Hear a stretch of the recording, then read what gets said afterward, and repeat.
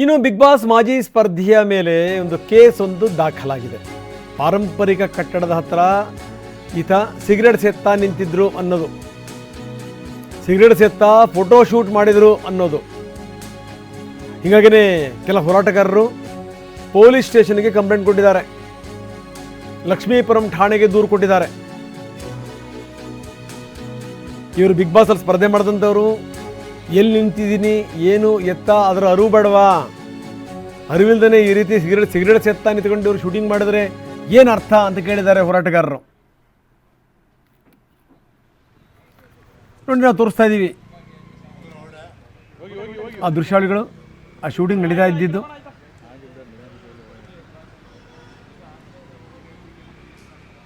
Rajat photo shoot ನಡೀತಾ ಇತ್ತು, cigarette ಸೇತ್ತಾ ಅವ್ರು ಇಳಿಯೋದು. ಇದಕ್ಕೆ ಸಂಬಂಧಪಟ್ಟಂಗೆ ರಜತ್ ವಿರುದ್ಧ ಕಂಪ್ಲೇಂಟ್ ಲಾಡ್ಜ್ ಆಗಿದೆ. ನಾವು ತೋರಿಸ್ತಾ ಇದ್ದೀವಿ, ಇದೇನು ಹೊಸದೇನೂ ಅಲ್ಲ ಈ ರಜತ್ದು.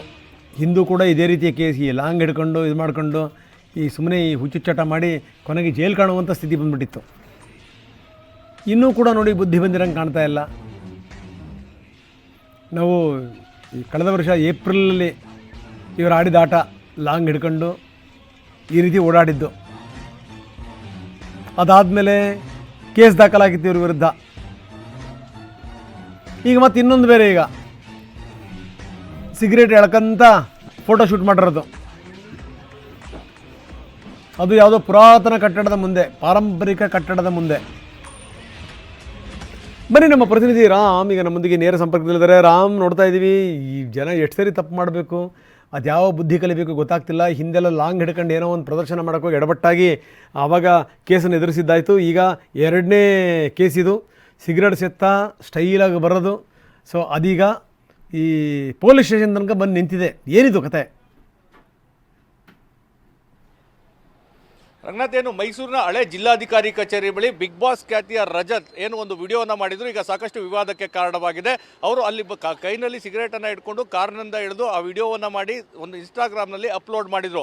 ಪ್ರಮುಖವಾಗಿ ಮೈಸೂರು ಜಿಲ್ಲಾಧಿಕಾರಿ ಕಚೇರಿ ಒಂದು ಪಾರಂಪರಿಕ ಕಟ್ಟಡ, ಅಲ್ಲಿ ಅನುಮತಿಯನ್ನು ಪಡೆದುಕೊಂಡು ವಿಡಿಯೋ ಮಾಡಿದ್ರ ಅಂತೇಳಿ.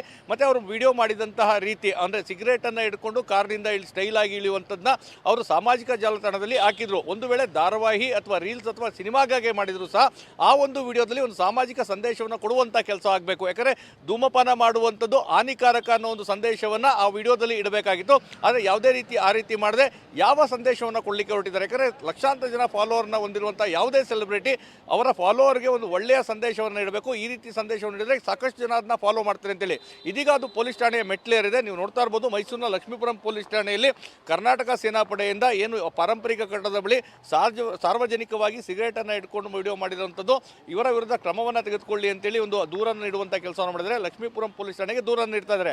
ತಾವು ಹೇಳಿದಂತೆ ಈ ಹಿಂದೆ ಸಹ ಬೆಂಗಳೂರಿನಲ್ಲಿ ಇದೇ ರೀತಿಯಾಗಿ ರಜತ್ ಮತ್ತು ವಿರಯಗೌಡ ಮಚ್ಚನ್ನು ಇಟ್ಕೊಂಡು ರೀಲ್ಸ್ ಮಾಡಿದಂಥದ್ದು ಸಾಕಷ್ಟು ವಿವಾದಕ್ಕೆ ಕಾರಣವಾಗಿತ್ತು. ಪ್ರಕರಣ ಸಹ ದಾಖಲಾಗಿತ್ತು. ಅದಾದ ನಂತರ ಮತ್ತೆ ಇದು ಮರುಕಳಿಸಿರುವಂಥದ್ದು.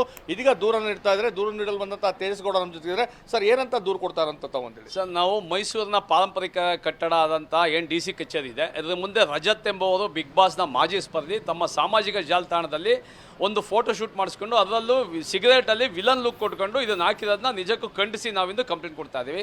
ಪಾರಂಪರಿಕ ಕಟ್ಟಡಗಳ ಮುಂದೆ ಯಾವುದೇ ರೀತಿಯ ಫೋಟೋ ಶೂಟ್ ಮಾಡೋಂಗಿಲ್ಲ.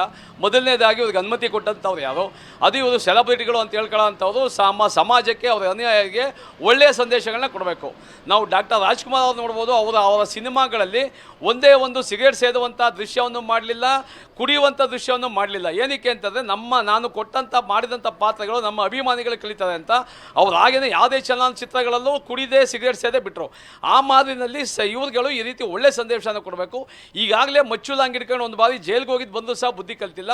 ಇವ್ರ ಮೇಲೆ ಸೂಕ್ತ ಕ್ರಮ ಕೈಗೊಳ್ಳಬೇಕು, FIR ಹಾಕಬೇಕು. ಮತ್ತೆ ಯಾರು ಈ ರೀತಿ ಮಾಡದೇದಂಗೆ ಒಂದು ದೊಡ್ಡವಾದ ಕಟ್ಟುನಿಟ್ಟಿನ ಶಿಕ್ಷೆಯನ್ನು ವಿಧಿಸಬೇಕು ಅಂತ ನಾವಿಂದು ಇವರಿಗೆ ಕಂಪ್ಲೇಂಟನ್ನು ಕೊಟ್ಟಿದ್ದೀವಿ.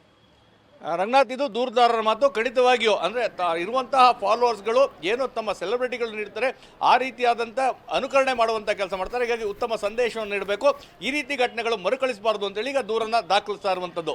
Ranganath, S Ram, Bigg Boss ಸ್ಪರ್ಧಾಳುಗಳಿಂದ ಏನಾದರೂ ಒಂದು ಬಿಗ್ ಮೆಸೇಜಿಂದ ನಿರೀಕ್ಷೆ ಮಾಡಲಿಕ್ಕೆ ಸಾಧ್ಯನಾ?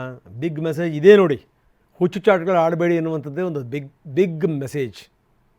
ಪಾಠ ಕಲೀಲಿ ಏನಾದ್ರೂ.